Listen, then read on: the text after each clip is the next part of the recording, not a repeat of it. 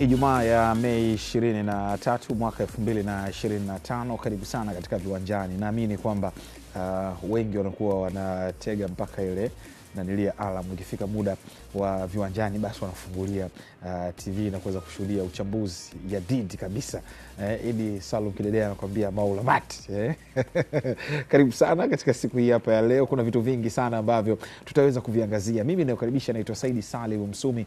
Kuna mengi sana ambayo tumekuandalia. Moja wapo ni kuhusiana na nchi inazungumza kuhusiana na fainali ya mkondo wa pili wa kombe la shirikisho barani Afrika. Simba Sports Club akimenyana dhidi ya RS Berkane kutokea Morocco. Wenyewe wanaitwa The Orange Boys. Ni fainali yao ya 5 katika misimu 7 ambayo wameweza kucheza kwa wakati huu hapa kikosi cha RS Berkane. Kumbuka katika hiyo misimu 4 ambao wameingia fainali, wameshinda mara 2 taji hili, mwaka 2020 pamoja na 22, wakifungwa 2019 pamoja na 2024. Lakini katika mechi ya mkondo wa kwanza wa fainali ambayo ni fainali yao ya 5, wameongoza kwa mabao 2-0. Ni mechi ya aina gani kwa Simba Sports Club baada ya jana hamasa kuweza kuzinduliwa? Tutakwenda kuangazia kiufundi zaidi leo hii Simba Sports Club dhidi ya RS Berkane chini ya kocha Moon Shaban, kocha ambaye ana medali 2 za Liga Mabingwa barani Afrika akiwa na Esperance de Tunis Sportive ama Taraji Doura. Tutakwenda kuangazia mechi yao dhidi ya wekundu wa Msimbazi Simba. Ukiachana na hiyo, kutakuwa makala maalum kwa ajili ya kuiangazia mchezo wa fainali kati ya Simba Sports Club dhidi ya RS Berkane. Ukiachana na hayo, ni ligi ya Under 20 kizidi kushika kasi, na yenyewe pia tutakwenda kuangazia hapo jana Young Africans chini ya umri wa miaka 20 wakiweza kubali kichapo cha mabao 3-2. What a game, what a moment katika uwanja wa Chamazi Complex Mbande. Ligi hiyo inataraji kuendelea tena hii leo. Azam Football Club dhidi ya Simba Sports Club chini ya umri wa miaka 20. Ni mechi ambayo huwa inakuwa na vita sana sana pindi timu za Under 20 wakikutana, kati ya Azam Football dhidi ya Simba Sports Club. Tukwenda kuangazia ni vita ya kocha Kasim Liogope dhidi ya Mohamed Mrishona maarufu kama kocha Javi wa kikosi cha Simba Under 20. Ukiachana na hayo, kuna mengi sana. Maboresho ya viwanja hapa nyumbani Tanzania, serikali ikizungumzia kuelekea katika michuano ya AFCON mwaka 2027. Tukiachana na hayo, barani Afrika ni mechi ya fainali ya Liga Mabingwa barani Afrika katika uwanja wa Loftus. Mamelodi Sundowns aka Brazilians, Masanda Wana, Yellow Nation, the sky is limit wakipambana dhidi ya Pyramids FC. Ni vita nyingine tena ya makocha wakubwa. Nosaf Juri kutokea Croatia, ambaye ashakuifundisha kama kocha msaidizi wa Croatia, amefundisha Dynamo Zagreb, lakini bila kusahau Miguel Cardoso akipita pia Rio Ave, akipita Esperance de Tunis, na sasa akiwa Mamelodi Sundowns. Tutakwenda kuangazia ni mechi ya fainali ya vita ya kisasi cha mwaka 2016, kwa sababu kuna wachezaji ambao wako Pyramids hivi sasa walifungwa na Mamelodi katika fainali ya mwaka 2016.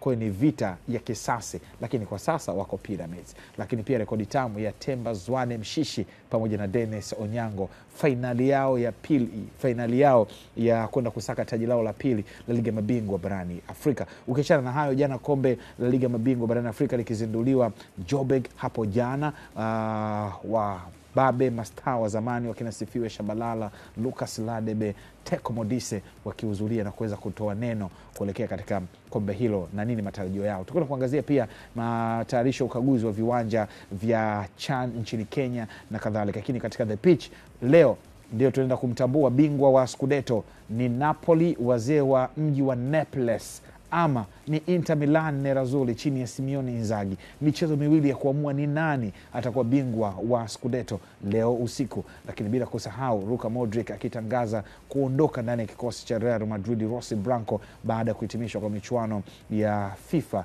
Club World Cup. Tutakwenda kuangazia taarifa nyingi sana ambazo zipo katika upande wa the pitch, bila kusahau mitandaoni. Uwepo wa Gurisen Muro, mchambuzi wangu, ni mkubwa sana akitupatia mahesabu na namba na kadhalika. Lakini bila kusahau uweze kuzungumzia ubabe wa soka la Afrika na Tanzania kwa ujumla. Bila kumsahau kumzungumzia Rashid Don Hamis, the heavyweight pundit, the only one in Africa.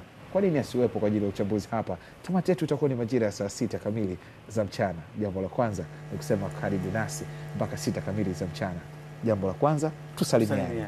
Asalamu alaykum. Wa alaykum Ahlan wa sahlan wa buldan. Maulamati ya kwa sauti ya Idi Salum Kilelea akikaa hapa akwambia haya ni maulamati ya maulamati shekhe.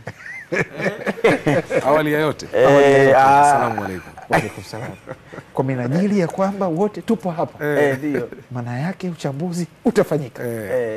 Yale mazuri tutayachukua, yaliyokuwa mabaya tutayarekebisha. Mgunda huyo ankali Mgunda hana baya bwana. Kupitia shilingi 28,000 ndio kuna burudani ambayo utaipata kutokea kwetu. Sahihi. Package yako, package iliyokamilika, package iliyoshiba zaidi, iliyonona, utapata vitu vingi sana. Wanakwambia historia zipo. Na kama kungekuwa hakuna vitu vipya ama historia haziandikwi, basi tusingeweza kushindana, basi tungeishi tunasema ilishakuwa. Kabisa. Simba baada ya kufanya vyema katika hatua ya nusu finali kupitia uwanja wa New Amani Complex, ushindi wa 1-0 na kuwapeleka hatua ya finali, wanarejea tena kusaka ubingwa. Shilingi 28,000 unapata vitu vingi zaidi unapata maalumati. Maalumati mapema kabisa. 28,000 lakini bila kusahau baada ya kumalizika shughuli ya Amani Complex Jumapili, watu wanashabikia ubingwa. Shughuli inahamia tarehe 31 Tanzanite kwa raha, Singida Black Stars dhidi ya Simba Sports Club. Baada ya hapo Juni 15 watu natulia. Hivi unajua 28 hiyo unayozungumza 28,000 ndio pesa ambayo kuna wakati haitoshi hata kugharamia kisinia kile cha Kinondoni. Sahihi. Sawa. Si unajua kisinia hayo ndio maulamati. Kwa sababu kisinia kuna muda kinakwenda mpaka 50,000, si ndio? 70 laki. Hiyo 28 inategemea tu unahitaji nini. Hiyo 28 unaizungumza Msumi. Hapo unazungumza hiyo Juni 15. Unazungumza tarehe 24 kesho Mungu akipenda mechi ya klabu bingwa. Na marudio yake tarehe 31. Juni mosi. Unazungumza game ya Black Stars na Simba. Yaani unaongelea mechi za nyota 5. Hadhi ya nyota 5 ya michezo iliyosalia. Yaani ile ndo orodha A ya package iliyoko Azam. Unazungumza ndani yake Nerazzurri usiku. Ndio. Sio? Ndio. Bila kuwasahau nani? Wazee wa The Skies, Napoli. Wazee wa Naples. Maradona alipoenda katika ule mji, ukifuatilia historia ya Maradona alipoenda Napoli, wanasema aliwabadilisha vijana wa Naples kabisa. Kwa sababu kuna vurugu, huni, gang nini. Lakini alivyoenda katika mji wa Naples aliubadilisha kwa sababu watu kwa wanapenda vitu vya Diego Armando Maradona. Kabisa, yani wanasema ni kama Tupac alivyoibadilisha kizazi cha Wamarekani, ndo sawa na Diego alivyobadilisha mji wa Napoli. Na uwanja yake paka leo. Uwanja sio kwa bahati mbaya. Diego Armando Stadium. Kwa sababu kwa hiyo Muro ulikuwa unazungumza, nikawa naangalia hapo nyuma hiyo chata kujificha hivi kwenye ule uwezo wa yani yale mapambano class A kwenye ngumi yanaitwa pound to pound. Yani ile levels ya juu sana, pound to pound. Kwa hiyo ile package ya shilingi 28,000 tunaweza tukasema ni pound to pound. Yani kwamba ile daraja class ambayo kwa shilingi 28,000 unaipata kwamba Simba dhidi ya Berkane, ukitoka hapo Singida Black Stars dhidi ya Simba na msaka kwenda finali. Ukitoka hapo Juni mosi una mechi ya marudiano Pyramid dhidi ya Mamelodi Sundowns, Brazilian Masandawana. Ukitoka hapo Juni 15 una Simba na Yanga.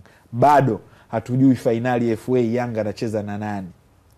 Kikubwa tunasisitiza kiwashe. Kiwashe tena. Kiwashe. Balayo. Balayo. Kaka hiyo haipimiki. Haipimiki. Haimithiliki. Uzito mdogo kama wa Michael Yela. Upasu kuingia. unamuua sana. Ule sasa uzito unyoya. Featherweight. Anapea hivi kwenye 28. Featherweight. Akai chini uzito wa unyoya. Uzito wa unyoya. Ushikiki Michael. Hii ndio burudani, tunasema burudani kwa wote. Sasa anafuga hela, yeye anafuga ndevu. Mtu ovyo kabisa, mtu mbinga. Lakini kwa hiyo mwisho wa siku lipia shilingi 28,000. Tunajuana, maana unajua tunajuana kwa sababu ikifika muda tutapia chini bale hapa haina nili. Ionekane vipi mzee baba? Kaka Saidi vipi?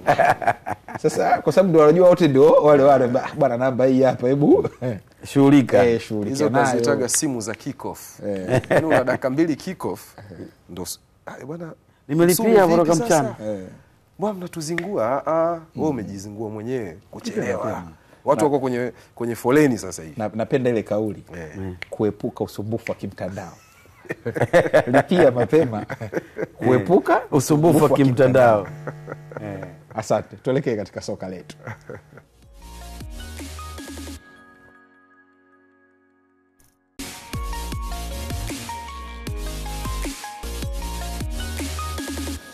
Tunaanza na soka letu kwa wakati huu hapa, ambapo tuanze kuangazia fainali ya ligi ya kombe la shirikisho barani Afrika, mchezo mkondo wa pili, ambapo hapo kesho kutwa wekundu wa Msimbazi Simba watamenyana dhidi ya RS Berkane kutokea nchini Morocco. Mapema jana usiku kikosi cha RS Berkane kiliwasili Zanzibar kwa ajili ya mchezo wa mkondo wa pili wa fainali ya kombe la shirikisho barani Afrika. Kikosi cha Simba chenyewe kiliwasili mapema siku ya Jumatano katika mji wa Unguja Zanzibar kwa ajili ya kuelekea mchezo wa fainali wa siku ya Jumapili. Ni mechi ambayo inakwenda kutoa taswira gani? Mechi ambayo plani yake siku zote, mechi ya fainali ya kwanza ishamalizika.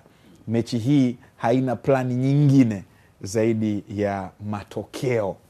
Tunakwenda kuiangazia mechi ya namna gani, Rashid? Mechi ya kukumbuka sana au ni mechi ambayo itakuwa kwenda ya mikakati, mbinu, adabu kubwa sana?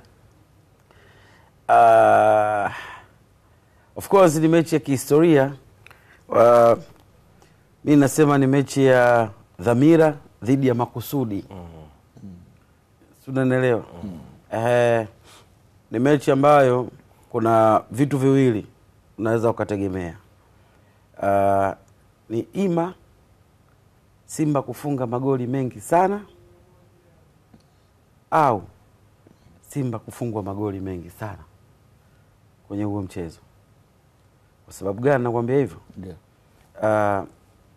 Moja kati ya madhaifu makubwa ambayo kwa mujibu wa kocha msaidizi wa Simba Sports alizungumza kupitia viwanjani akisema kwamba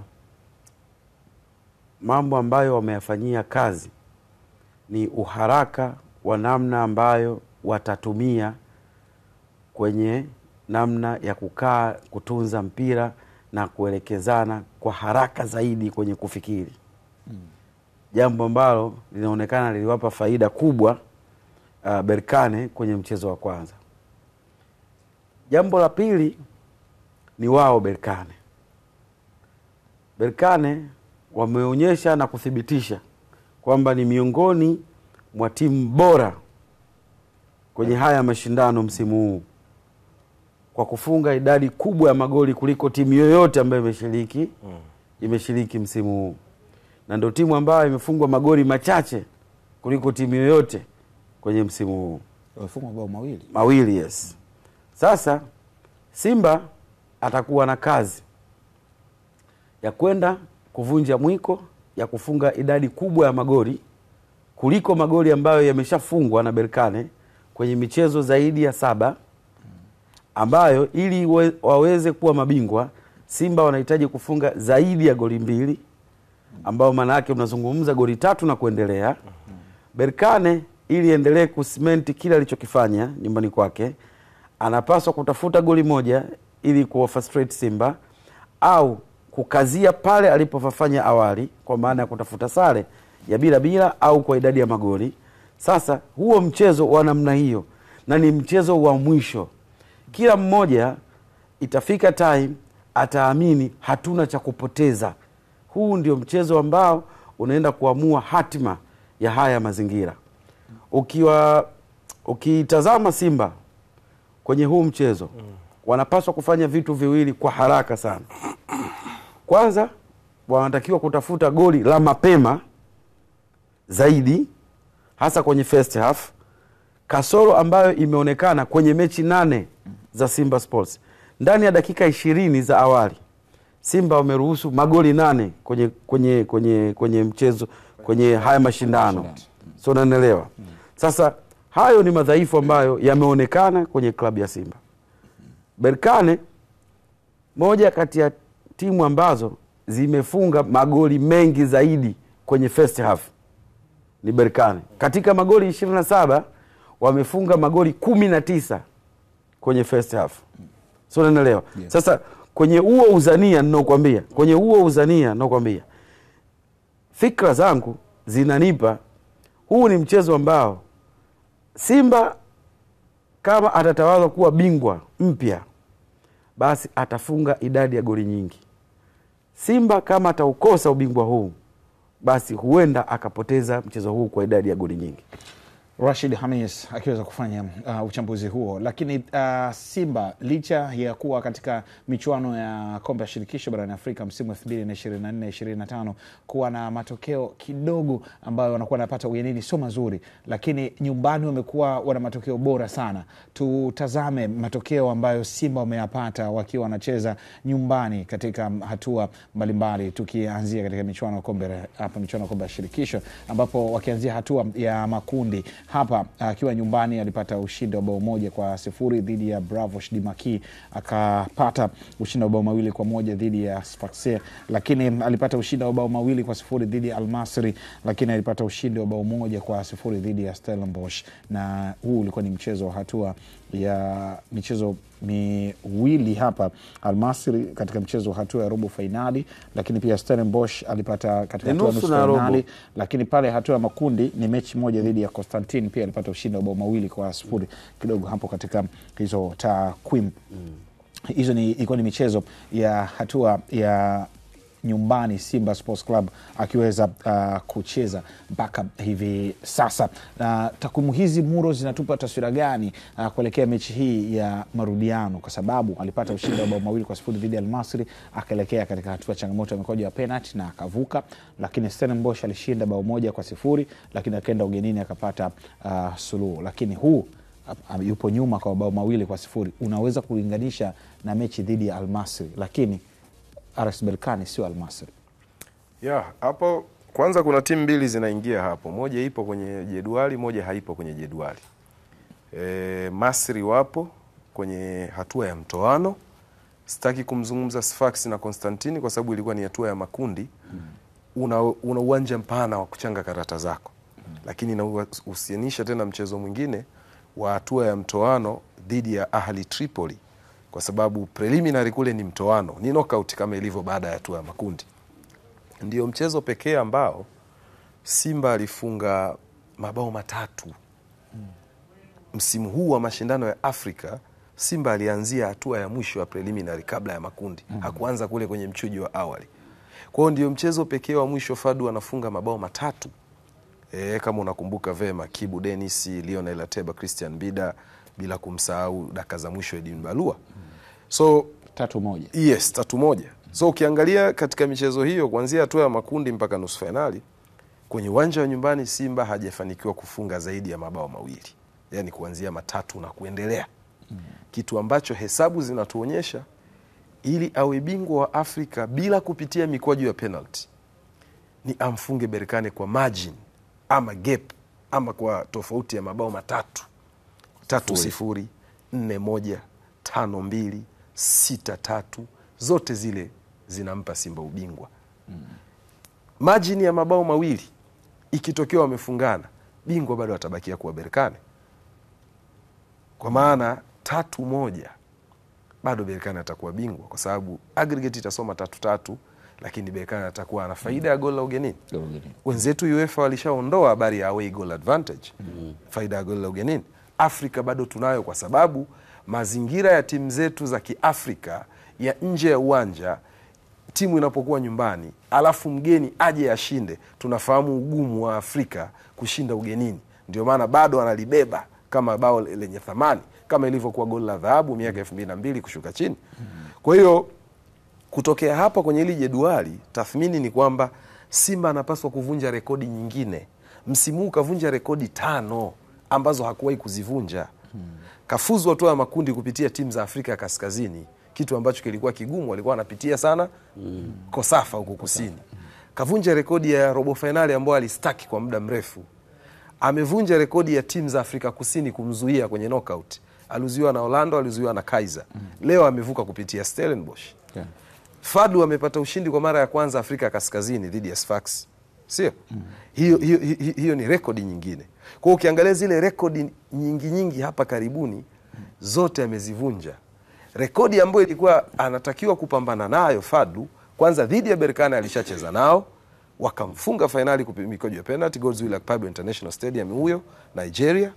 Lakini this time ana rekodi ya mwisho ya kuivunja, ambao ndo ya kwao wenyewe, wanapambana Rashidi Hamisi dhidi ya Rashidi Hamisi wa ndani. Simba dhidi ya Simba wa ndani ni vipi? Hajafunga zaidi ya mabao 2 kuanzia hatua ya makundi mpaka hapa tunavyozungumza. Kwa kufunga mabao 3 atakuwa amevunja umwiko hapa karibuni. Lakini eneo lingine, kupitia hili jedwali unacheza na timu ambayo haijaruhusu zaidi ya bao 1 ugenini. Hayo mabao 2 tunayozungumza Berkane walioruhusu, yote ni ugenini. Moja ya hatua ya makundi pale Afrika Kusini, 3-1 dhidi ya Stellenbosch, na moja aliyoruhusu na Constantine 1-0. Kwa hata ugenini hawajafungwa zaidi ya bao 1. Yaani hata hayo 2 bila hayajapatikana. Kwa Simba anapaswa kuvunja rekodi yake yenyewe ya kufunga more than 2 goals, lakini zaidi sana kumfanya Berkane aharibu rekodi yake, hati safi ambayo amekuwa nayo ya kutoruhusu zaidi ya bao 1. Hapa ndipo ambapo unaweza ukalichambua jedwali hili kwa upana na kuona, je, haya maajabu yanawezekana? Kwenye soka huwa tunatiki kiboksi, tunasema ndio, soka linakwenda hivyo.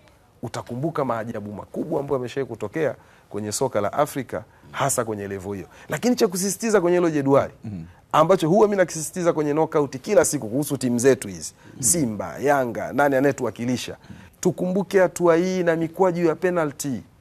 Kama mabenchi ya ufundi yamefanya sessions zao zote kwenye training, ikatokea wamesahau eneo la mikwaju ya penalty, hili eneo ni la muhimu sana kusisitiza pale. Simba iliwakuta dhidi ya Al Masry, iliwakuta dhidi ya Orlando Pirates, iliwakuta dhidi ya Wydad Athletic Club Casablanca. Eneo la mikwaju ya penalty ni la kupigilia msumari na la kusisitiza kwenye notes board. Na hapo kidogo tu hapo, wakati unazungumza hivyo, wakati wa michuano ya kombe la Muungano, Zimamoto wanajiandaa na Yanga. Mimi bahati nzuri nikopo nimeenda Gombani wanafanya mazoezi, yani siku moja kabla nilikuwa nafanya ripoti za mshike. Kwa hiyo nikaenda nikaangalia Zimamoto walivyokuwa wanapiga mikojo ya penalty, wanafanya training.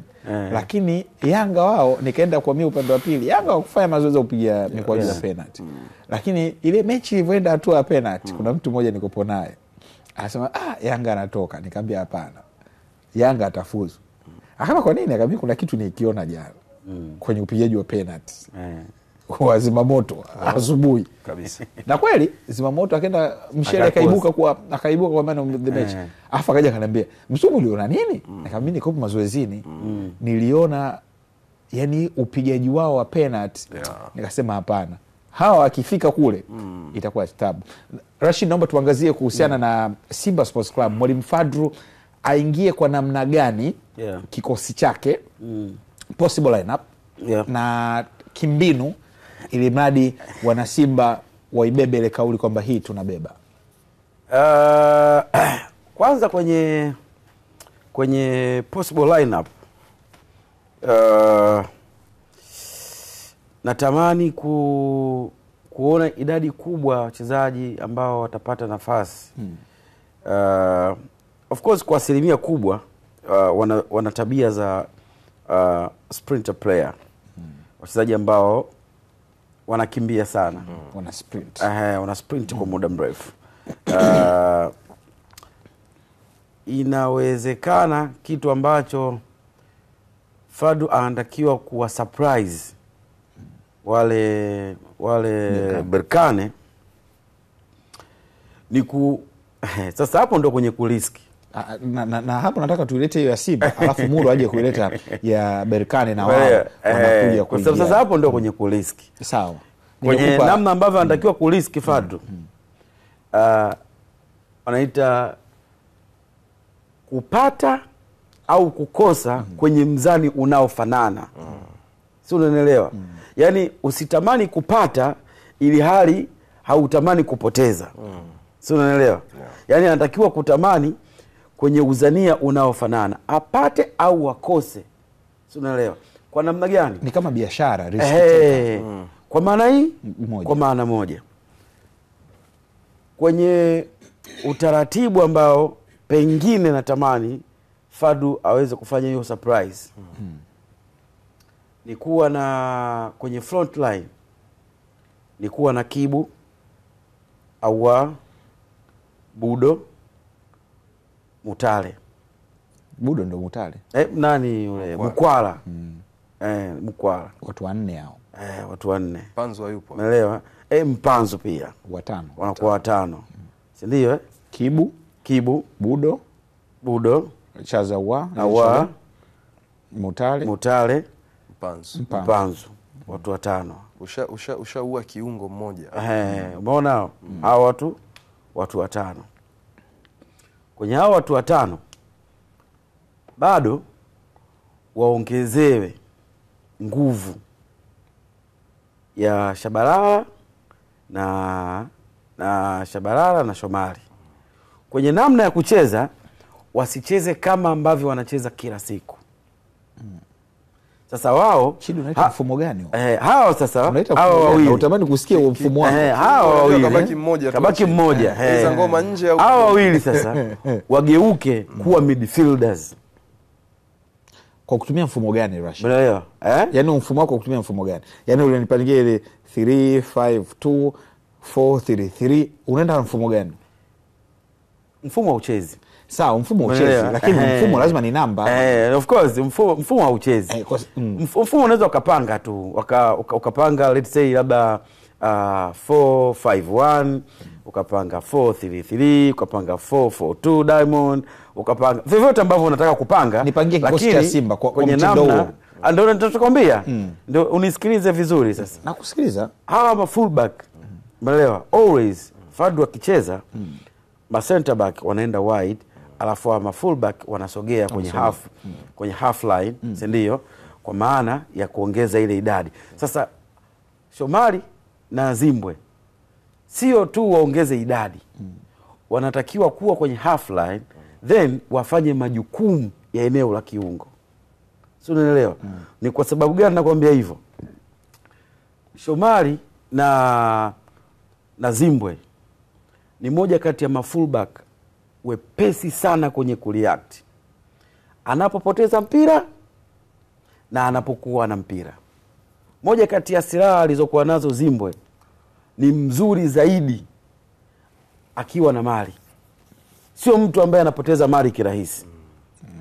Moja kati ya silaha kubwa kabisa aliyokuwa nayo Shomari Kapombe ni ku-overlap as a winger kwenye ufanisi ule ambao anaweza kuufanya winga kwenye eneo lake. Sasa hayo majukumu wasiyafanye. Umeelewa? Wafanye majukumu kama wa act as a midfield wakati ukiwa na midfielder huyu mmoja. Aidha Ngoma au Kagoma. Kwa hapo ambao kwangu mimi nampeleka bench. Ambao kwangu mimi nita opt zaidi na Fabrice Ngoma kwa sababu ya uwezo wake wa kupiga mipira. Ya kupiga pasi, yes. So kwa sababu utakuwa na watu watano in nature, katika hao watu watano in nature utakuwa na wakabaji hawa wawili ambaye ni Kibu pamoja na Budo ambao wana uwezo wa kufukuza. Hawa wengine ni wazuri zaidi timu inapokuwa na mpira. Sio?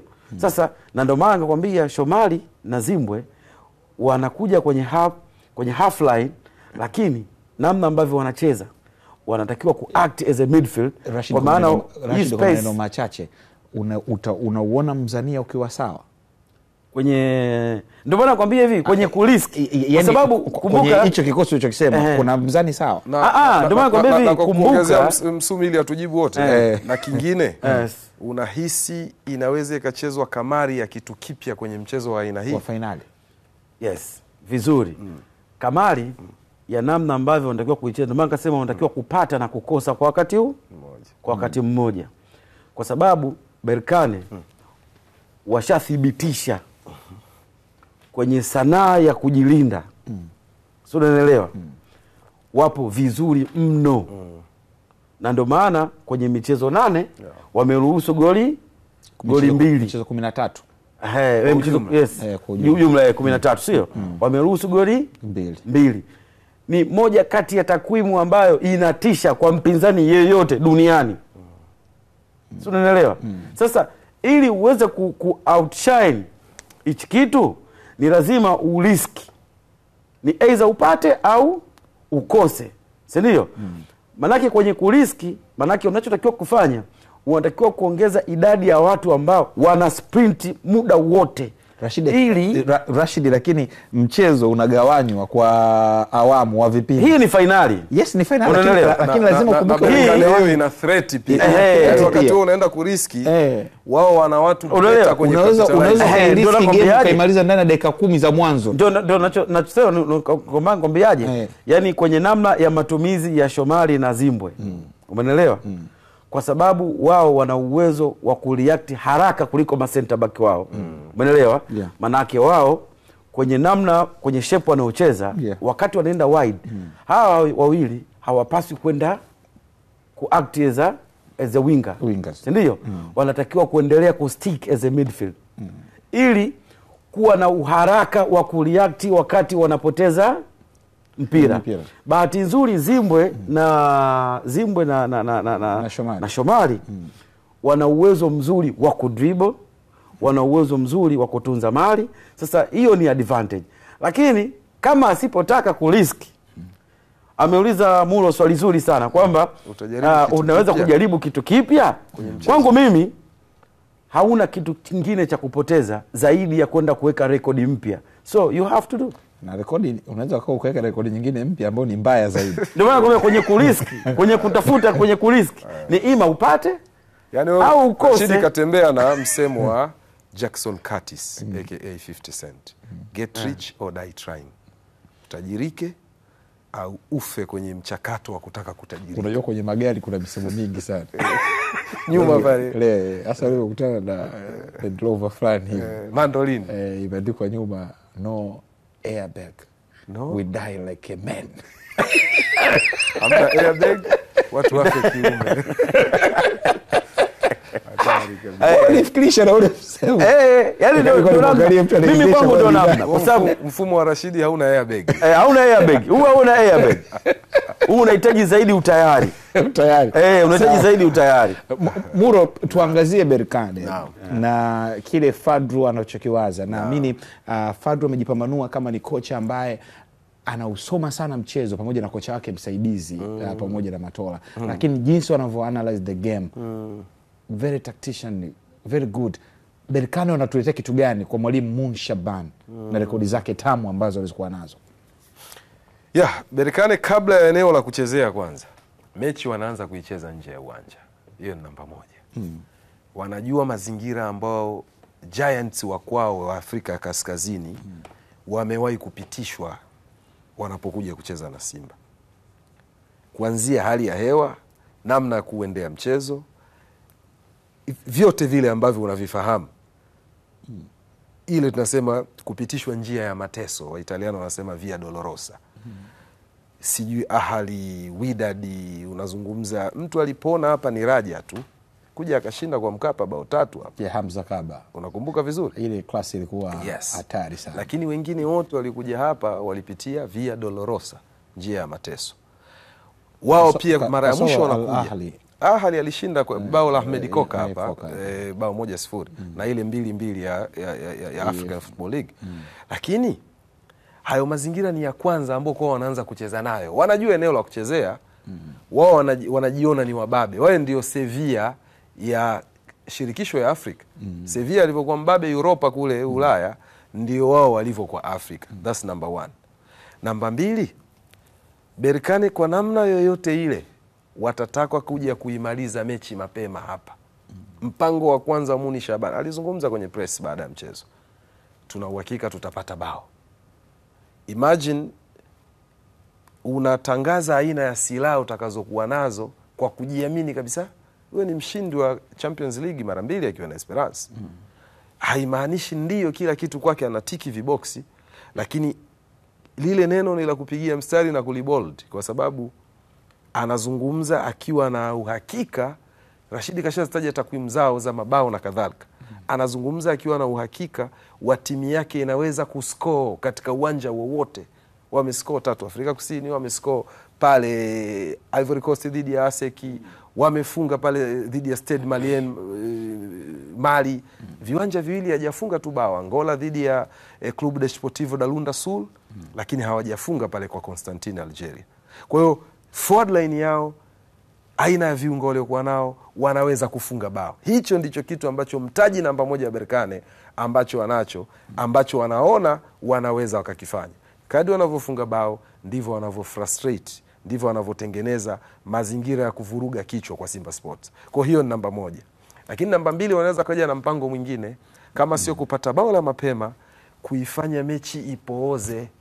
Wanaweza wakaja wakavuruga mpango wako. Yaani wasije na mpango wao wa kufunga, wakaamua kuja na mpango wa kukuzuia wewe usitimize adhma yako uliojipangia. Maybe kipindi cha kwanza tupate mabao 2.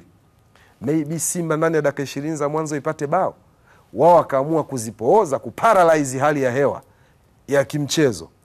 Wakisha paralyze kila kitu, maana yake unaongelea mnaanza kutoka kwenye plani yenu ya awali. Mbona dakika 20 zimefika, azma haijatimia? Mbona dakika 30 hii inagonga, inabonyezwa button inaitwa panic mode? Ni kitufe kile. Kikishabonyezwa hakuna kitu ambacho utakuwa unakifanya kikaenda kwa usahihi. Itatakiwa bao litengenezwe kwa system. Yaani uione sakiti ya umeme inavyowaka. Hapa nimebonyeza, imepita pale, pasi inatokea iende pale, irudi kwa Ahua, ipigwe kwa Mpanzu, wa cutback striker afunge. Itaanza kulazimishwa mita 30. Mtu atatakiwa anataka ajaribu. Atatakiwa pale nitakiwa nitoe pasi, njia ipatikane nitembee, atataka dribble. Watatoa mpira nje, ukimpamia atalala chini. Contact zozote watakuwa wanazichukulia kama ni heavy, watakwenda chini. Kadri wanavyodili na sekunde zako zinavyotembea, wanakuangalia kwenye uso wako, facial expression, sura yako inazungumza nini. Huyu tayari jasho linamtoka la kupani kwa mwekundu. Muni Shaban, yes. Tutaraji mabadiliko katika kikosi chake, ingawaje tunajua kuna starman. Mechi iliyopita Mamadou Lamine Camara top of the top, Rebil, tulikuwa tunamuita hapa Ada Turan, tulikuwa tunamtania Osama Lauli, Yusuf Mehri, Zaudi aliingia akatoka, lakini pia mtu kama Paul Basene.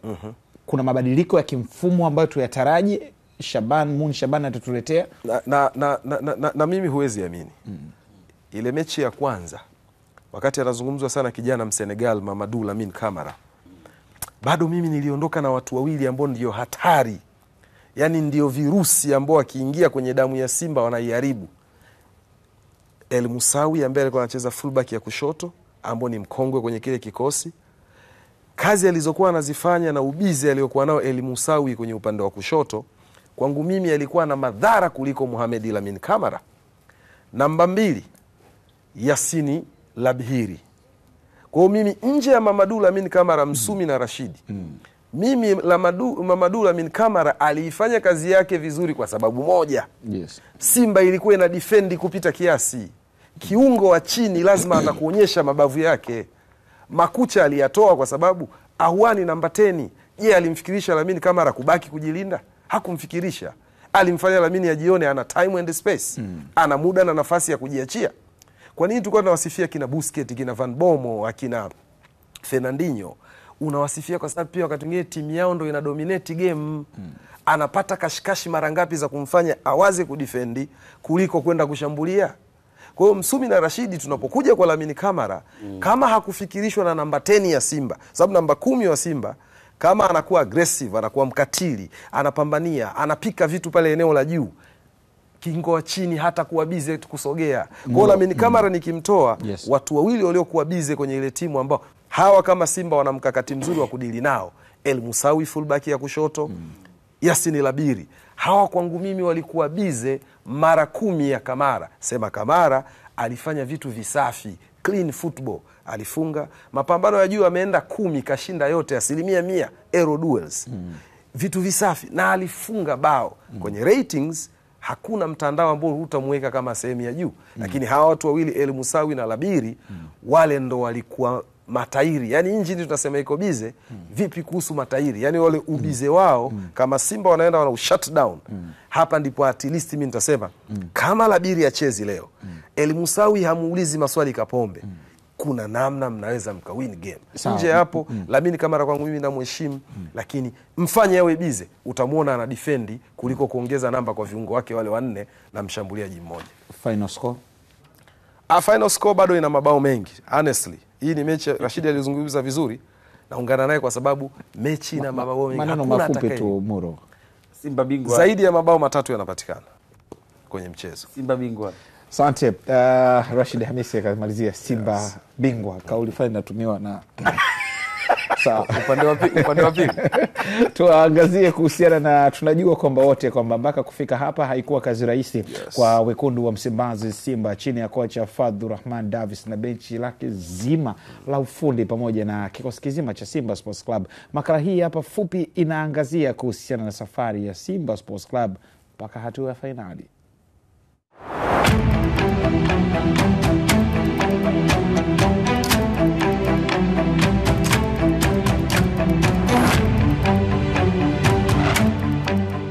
Operation hii tunabeba. Eneo New Amani Complex. Kikosi kazi ni Simba Sports Club kutokea nchi ya Tanzania. Lipi linashindikana? Ipo kauli husema kuwa bahari haivukwi kwa kutazamwa, ikiwa na maana ya kwamba ili ufikie ushindi lazima uchukue hatua, na hata hili kwa Simba itachukua hatua na linawezekana. Nia ya kufanikisha hili pia imo ndani ya mwalimu Fadlu Davis ambaye alizungumza na vyombo vya habari baada ya mchezo kumalizika nchini Morocco ya kuwa RS Berkane itajutia kwa nini haikuweza kufunga bao la 3 ikiwa nyumbani kwao. Hii ikithibitisha kuwa Fadlu amepania. Fadlu bado ana hasira kifuani mwake. Pia Fadlu hajamalizana na Berkane. Hakuna faraja inayokuja kwa wepesi. Hakuna ushindi unaokuja kwa kupewa. Ni lazima iwepo nguvu ya mapambano ambayo wanajeshi wa kikosi cha Simba wamejiandaa nayo kwa ajili ya kulipa kisasi kwa wana wa Berkane. Si ndio hawa walipoteza muda wakiwa nyumbani kwao? Si ndio hawa waliomba kupata bao la 3 kwenye ardhi yao? Ikiwa wanajua fika ya kwamba Simba Sports Club sio timu ya utani, kwani huweza kufanya lolote ikiwemo kupindua matokeo ambayo kwa macho ya kawaida haiwezi kudhaniwa. Kwenye hili iulizwe Al-Masri. Zimbweka close utamdesa! Mkwala! Watu wanasubiri sarakasi. 1, 2, mbaya hiyo kwa Al-Masri. Stephen Dese Mkwala. Katika ulimwengu wa soka, kinachowatofautisha mabingwa wa kweli ni uwezo wao wa kuinuka baada ya kuporomoka. Klabu ya Simba, moja ya timu kongwe na zenye mafanikio makubwa nchini Tanzania, kupitia viongozi wake inajua fika ya kuwa nini kifanyike. Tunazo taarifa, na kama utakuja pale tukakosa kikombe, wewe utoki ndani uwanjani, utoki. Tunakwambia mapema, uwe ndani ya Simba, uwe nje ya Simba, hautatoka Jumapili. Tutakung'ang'ania kudadadeki. 93 mmetuhujumu. 93 mgeni akiwa Rais Mwinyi, kikombe kimeondoka. Jumapili hapa mgeni Rais Mwinyi, mtu na baba yake, alafu mtuhujumu, hamtoki. Hatukubali, lazima kikombe kibaki. lazima kikombe kibaki. Hatukubali. Kuthibitisha ukubwa wa sumu ya ubaya ubwela ambayo imewaingia kwa mashabiki zake. Nguvu ya kikosi kilichojaa wachezaji wenye vipaji na uzoefu mkubwa kikithibitisha ya kuwa hata hili linawezekana. Motisha na ari ya ushindani kwa viongozi wa Simba bado ni kubwa. Hivyo kwako ulioko njiani, nyumbani, pamoja na kibanda umiza, funga mkanda, kaza na kamba, kwani mnyama Simba anaingia vitani. Mwandishi wa makala hii si mwingine bali ni mguu wa dhahabu Sherifu Bayona, nami msimuliaji wako ni Rukaya binti wa Mbugita.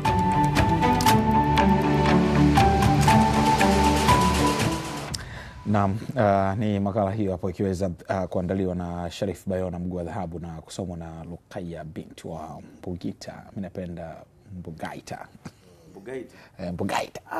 Ni Mbugita lakini napenda maneno. So Mbugaita. Unatafuta tu niseme. Basi. Inaonekana mimi mbaya. Basi. Na usiseme. Basi. Usiseme. Basi. Usiseme. Kwa mandhari umetamka mwenyewe. Basi. Awali ya yote. Tuangazie kuhusiana na ligi kuu ya vijana NBC Youth League msimu 2024-25 ambapo jana michezo ya kundi B ikazidi kushika kasi, ambapo Kagera Sugar wakapambana Tanzania Prisons, ambapo Kagera Sugar walibuka na ushindi wa mabao 3-1. Mchezo mwingine baada huo kumalizika ulikuwa ni kati ya Fountain Gate dhidi ya Yanga, ambapo Fountain Gate wakaibuka kidedea kwa ushindi wa magoli 3-2. Ligi hiyo inataraji kuendelea tena hii leo kwa michezo miwili kuchezwa hapo katika uwanja wa Azam Complex Chamazi, ambapo mchezo wa mapema utawakutanisha Ken Gold dhidi ya Dodoma Jiji, na mchezo wa pili utakuwa ni kati ya Azam Football Club dhidi ya Simba Sports Club. Ligi katika tukio lilifurahisha. Mwangalie golikipa alichokifanya pale. Vipi ingekuwa kwenye mechi ya ligi afu ya maamuzi? Yaani umeona alichokifanya hapo? Chuma hicho. Lakini sio mbaya kwa sababu ni mashindano ya under 20. Wanasema maana halisi experience. Hivi kuna under 20 pia tunaweza kuangalia jinsi anavyopiga mashuti. Of course kwa sababu ni age. Ni mashuti mengine ukiangalia unasema hapana. Kwa under 20 sababu under 17 yenyewe angalia kwenye michuano hata ya World Cup. Watu wanakamua mita 30 bro. Under 20 ni sahihi. Sasa kama unasema kama hawa wapigi mashuti Lamine Yamal, nilikuwa nazungumzia kwamba kuna mashuti ambayo ukiyaona unasema Musiala. Sijui kwambia wewe angalia Musiala anapokamua. Kuna shuti likipigwa utasema carbon 14 iko wapi? Sema wanasema kwa under 20 kuangalia ni ngumu. Hamna under 17 unaweza ukaanza kupima lazima kuna kitu kio cha ziada, lakini kwa under 20 unajua under 20 ni mchezaji ambaye kwa daraja la under 20 ni mchezaji ambaye yupo tayari kushindana kwenye senior yani yuko tayari kushindana. Sahihi kabisa. Tunaelewa. Lakini kwenye under 17 tunaangalia what do you have. Sawa, na jana pale ilitokea comeback pia kwa mechi kati ya Yanga dhidi ya Fountain. Yanga kaongoza 1-0, Fountain wakasawazisha, Yanga wakaongeza la pili, lakini mwisho wa siku ndani ya dakika 2 Fountain wakapiga mabao 2. Bana hii kwa hatari. Fountain nikamuona kocha Vincent Barnabas, kocha msaidizi Ali Shabani Kamwe kwenye bench hivi, na baada ya hapo sasa klipu za kazi. Lakini unajisikiaje kocha kufukuzwa mechi 2 kocha umeondosha timu? Sema Ali Kamwe akaongea very calm. That is football. Kuna wakati na imemuuma. Kuna wakati unalazimishwa kunyenyekea. Hii ndo unanyenyekeshwa kwa lazima. Lakini mimi katika kitu ambacho cha ovyo nimekishuhudia jana kwa Yanga ni yule kipa. Yule kipa ni kipa wa ovyo kabisa. Yaani yule kipa wa Yanga. Yule kipa. Na ningekuwa mimi sehemu ya benchi ya ufundi kina Barnaba na Alikamwe, ningeshauri yule atoke. Kwa nini? Kwa sababu makosa ambayo aliyafanya, makosa aliyoyafanya ni ngumu kuvumilika kwenye watu ambao wana malengo ya kushinda mechi. Vipi kama labda hajacheza michezo mingi, labda michezo ya mashindano ndio. Yaani kama ndo alikuwa anaanza, kwa makosa yale yale. Unajua sometimes unajua Msumi na Muro, kuna muda unatakiwa kufundishwa kutokana na ulichokifanya. Yani hili tukuonyesha kwamba sisi hatukuvutiwa na hili kosa, tunatakiwa tukuadhibu immediately, ili ujue kwamba next time sipaswi kufanya hiki. Sio, unaelewa? Lakini ni nzuri kisaikolojia kwamba unaweza ukaniacha nikaendelea nisijisikie vibaya, kwa maana ya kuendelea kujenga karia yangu kisaikolojia. Lakini kwenye kunitocha pia unaweza ukanipa fundisho, yani ikabaki historia kwenye maisha yangu kwamba umetufungisha magoli ambayo tunapaswa kukukumbusha kwamba haya hutatakiwa kusahau kwenye maisha yako. Kwamba unafungwa, sisi tunarudi kati, kibao kinakuita, unakuja kukaa nje na unatakiwa kukaa hapo umtazame huyu anachokifanya. Sio, unaelewa? Manake ili ujue tukifungwa, mechi imemalizika, tumefungwa, ujue kabisa tulikutoa na wewe ndio umetupeleka kwenye haya matokeo. So kwa sababu ukiangalia kilichofanyika, hebu tazama goli kama hili. Sio, unaelewa? Umeona ile goli lilivyofungwa? Lakini mche ule pamoja na mche ni eneo ambalo yeye hakuwepo kiakili, ila alikuwepo position, lakini hakuwepo kiakili. Yani kwenye game reading yake ilikuwa iko down kwa kiwango ambacho hakuwa kabisa mchezoni. Sio, unaelewa? Mimi kuna kitu ambacho ukizungumzia mpira wetu wa Tanzania, tunazungumza Simba na Yanga, yani vyovyote vile kwamba this is a big team in Tanzania, na what